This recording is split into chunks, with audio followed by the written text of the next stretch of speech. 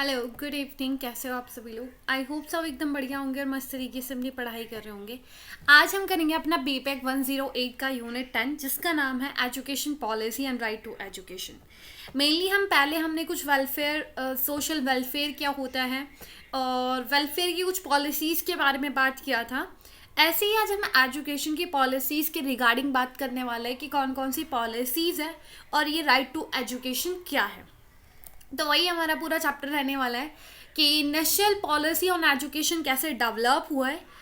एक हम पॉलिसी देखेंगे किसकी 1968 की, फिर उसके बाद हम 1986 की पॉलिसी देखेंगे, फिर उसके बाद हम देखेंगे नेशनल एजुकेशन पॉलिसी 220 की। ठीक है, तो करते हैं स्टार्ट।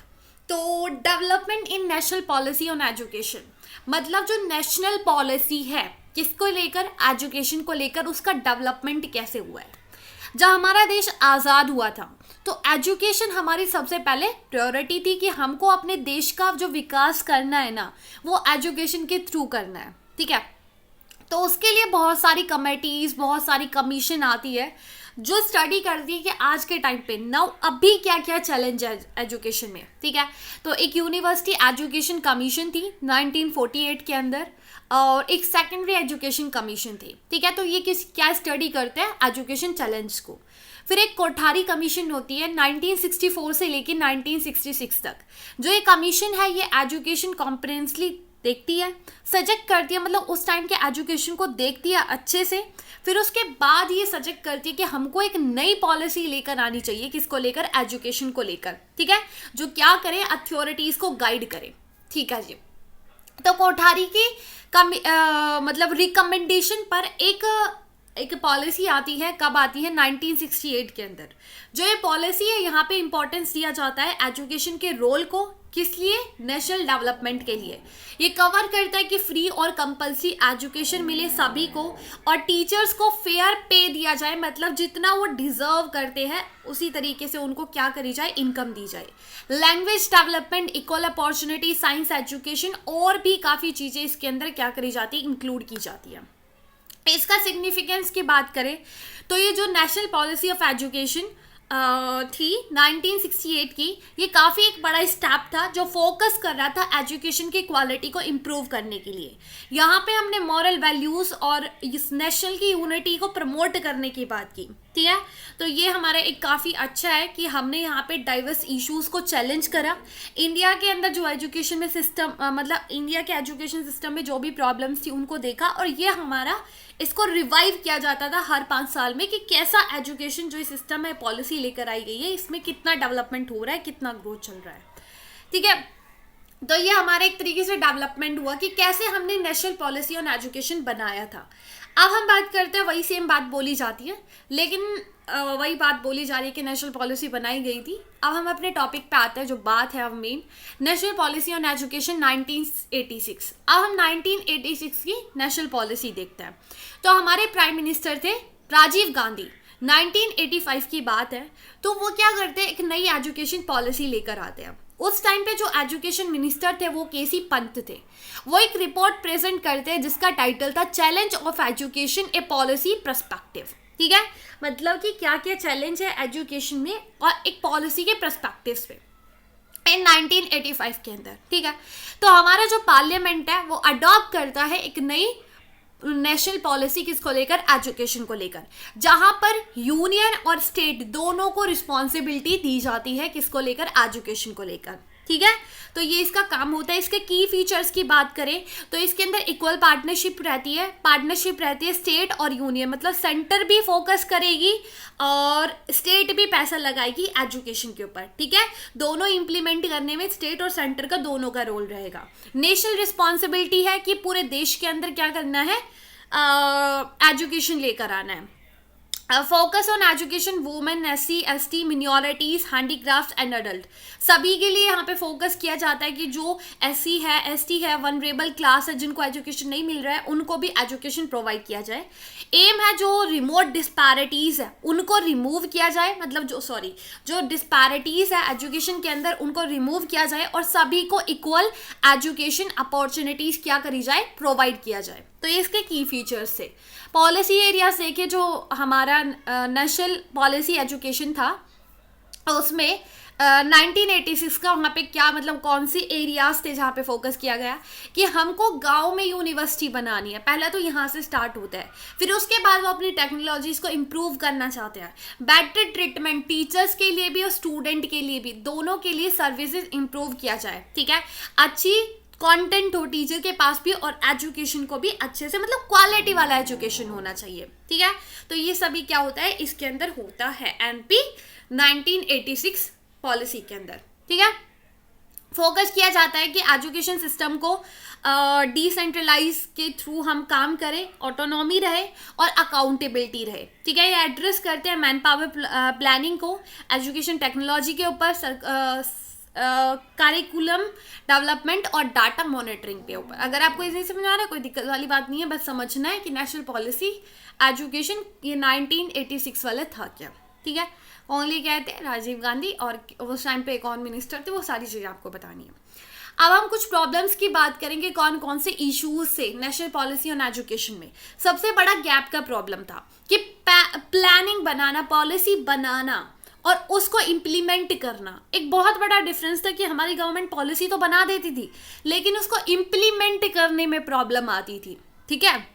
क्या होता था कि स्टेट और यूनियन दोनों को ही क्या दी गई थी इसके अंदर रिस्पॉन्सिबिलिटी, लेकिन पॉलिटिकल डिसएग्रीमेंट होने के कारण जो इम्प्लीमेंट था पॉलिसी का वो नहीं हो पाता था, और इसलिए हमको ज़रूरत थी जो डिसएग्रीमेंट है उसको अच्छे से हम क्या करें, सॉल्व करें। क्वालिटी ऑफ एजुकेशन नहीं था, और sorry equality in education, equality नहीं थी कि सभी को इक्वली एजुकेशन प्रोवाइड नहीं किया जा रहा था। एक बहुत बड़ा गैप था बॉयज़ एंड गर्ल्स का, रिच एंड पुअर का, डिसेबल और नॉन डिसेबल पीपल्स के बीच में। लैक ऑफ गुड इंफॉर्मेशन, वह इक्वालिटी वाला एजुकेशन नहीं था, रिलायबल डाटा नहीं था, ठीक है। और education policy start to gather better information at all level. जो एजुकेशन पॉलिसीज थी हमको ज़रूरत थी कि बेटर इंफॉर्मेशन सभी लेवल पर प्रोवाइड किया जाए, ठीक है।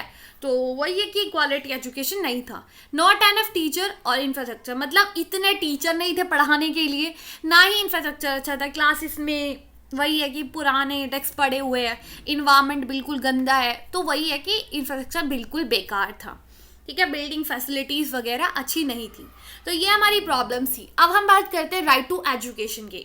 तो राइट टू एजुकेशन ये इंडिया के अंदर एक फंडामेंटल राइट है, मतलब बेसिक अधिकार है जो हर एक चिल्ड्रन को दिया जाता है 6 से लेके 14 साल के बच्चे को, ठीक है। इसका मतलब कि गवर्नमेंट क्या करती है, प्रोवाइड करती है फ्री और कंपल्सरी एजुकेशन हर एक बच्चे को जो 6 से लेके 14 साल का है। और ये जो एक्ट है ये 2009 के अंदर आया है, जो सभी मतलब अप्लाई करता है बहुत से स्कूलों में।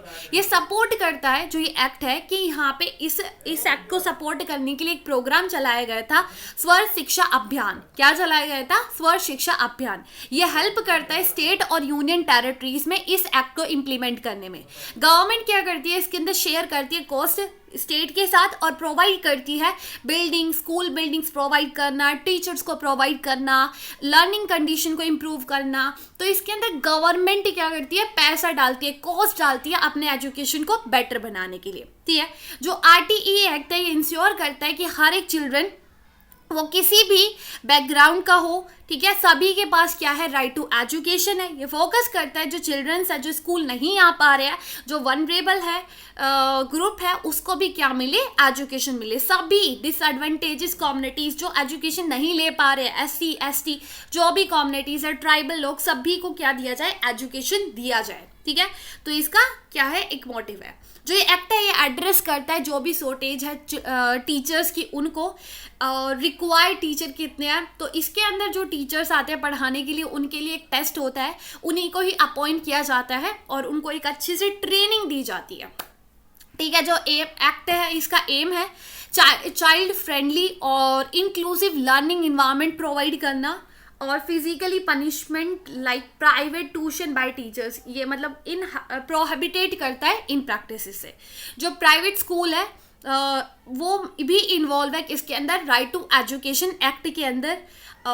इसके अंदर क्या करा जाता है, जो इकोनॉमिकली वीकर सेक्शन है उनके लिए सीट्स रिजर्व की जाती है, ठीक है, तो ये इसके अंदर होता है राइट टू एजुकेशन के अंदर।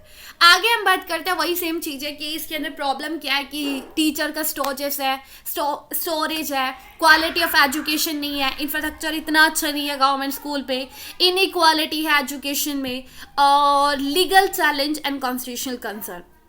बहुत से प्राइवेट स्कूल है जो ऑब्जेक्शन उठाते हैं कि जो राइट टू एजुकेशन है वो हमारा खुद का प्राइवेट स्कूल है, इसके अंदर गवर्नमेंट क्यों इंटरफेयर कर रही है, ठीक है, तो ये सबसे बड़ा चैलेंज है। अब हम बात करते हैं नेशनल एजुकेशन पॉलिसी 2020 के अंदर जो आई थी। यहाँ पर इंपॉर्टेंस दिया जाता है एजुकेशन को, ठीक है। एजुकेशन एक काफ़ी इंपॉर्टेंट है, किस लिए, अपने देश को, अपनी कंट्री के हर एक इंडिविजुअल का डेवलपमेंट करने के लिए। अगर आपको अपने देश का विकास करना है तो सबसे पहले एजुकेशन के ऊपर फोकस करना है, ठीक है। यहाँ पर इकोनॉमिक ग्रोथ करना है, social justice, scientific progress, culture preservation, इन सभी को इंपॉर्टेंस दिया जाता है, ठीक है। यूथ पॉपुलेशन एंड फ्यूचर, आज के जो लार्ज पॉपुलेशन आने वाली है ना 10 साल के अंदर, वो यूथ ही रहने वाली है, ठीक है। तो मतलब इंडिया के अंदर जो आने वाले 10 साल है और जो चल रहे हैं अभी भी, यूथ सबसे ज़्यादा है। तो इस टाइम पे हम अपने इस चीज़ का फ़ायदा उठा के उनको अच्छा एजुकेशन प्रोवाइड करके अपने देश का डेवलपमेंट कर सकते हैं, क्योंकि वर्किंग एज बहुत ज़्यादा है आज इंडिया के पास, ठीक है। तो वो अच्छा एजुकेशन देके डेवलपमेंट कर सकती है। चेंजिंग वर्ल्ड एंड स्किल, हम क्या कर सकते हैं, न्यू टेक्नोलॉजीज़ को अपने यहाँ पर प्रोवाइड कर सकते हैं, आर्टिफिशियल इंटेलिजेंस, ठीक है, नई skill, mathematics, computer, data science, इस सब में क्या कर सकते हैं, जॉब दे सकते हैं। इन्वायरमेंट चैलेंज, बहुत से चैलेंज है, क्लाइमेट चेंज, पैंडेमिक, इनके अंदर भी हमको कोलैबोरेशन की जरूरत है, किसके अंदर, रिसर्च करने के लिए। आगे हम बात करते हैं विजन, ये 2040 का विजन है, मतलब गवर्नमेंट का गोल है कि वो हाई क्वालिटी एजुकेशन सभी को देगी, सभी को, ठीक है, वो किसी भी बैकग्राउंड से बिलोंग करता है। गवर्नमेंट का ये एम है कि 2040 तक जो एजुकेशन सिस्टम होगा ना, उसमें सभी को क्वालिटी एजुकेशन दिया जाएगा। जो ये फोकस है ये सिर्फ चिल्ड्रंस के ऊपर ही नहीं, ये टीचर्स के ऊपर भी अप्लाई किया जाता है, ठीक है। होस्टलिक एजुकेशन, होलिस्टिक एजुकेशन, यहाँ पे क्या है कि आपकी खुद का मतलब जो लैंग्वेज है, ठीक है, आपका जो मदर टंग है उसके ऊपर फोकस किया जाता है। जो ट्रेडिशनल सब्जेक्ट है लाइक आर्ट्स, क्राफ्ट, स्पोर्ट, इन सभी के अंदर मतलब इंडिविजुअल की स्किल को इन्हेंस करने के लिए यहाँ पे फोकस किया जाता है। टीचर का जो रोल है वो काफ़ी इंपॉर्टेंट होता है नेक्स्ट जनरेशन को शेप करने में, ठीक है। तो इसके अंदर भी टीचर को एक रिस्पेक्टेड माना जाता है, टीचिंग को, और असेंशियल प्रोफेशन माना जाता है। प्रीवियस पॉलिसीज़ की बात करें, जो पहली पॉलिसीज़ रही है वो फोकस करती थी सभी को एजुकेशन मिले, इक्वालिटी के ऊपर, ठीक है।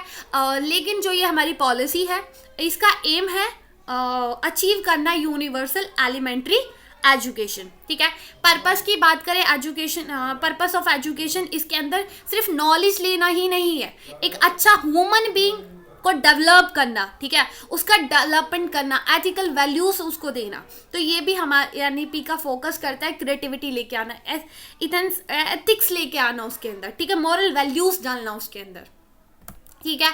कॉमन एंट्रेंस एग्ज़ाम किया जाता है, अगर कोई कॉलेज होगा उसके अंदर एंट्रेंस के लिए एक एग्ज़ाम पास करना पड़ेगा आपको, ठीक है। और आप कभी भी, आपके पास ऑप्शन रहेगा, अगर आपको छोड़ना है तो आप छोड़ सकते हो, ठीक है।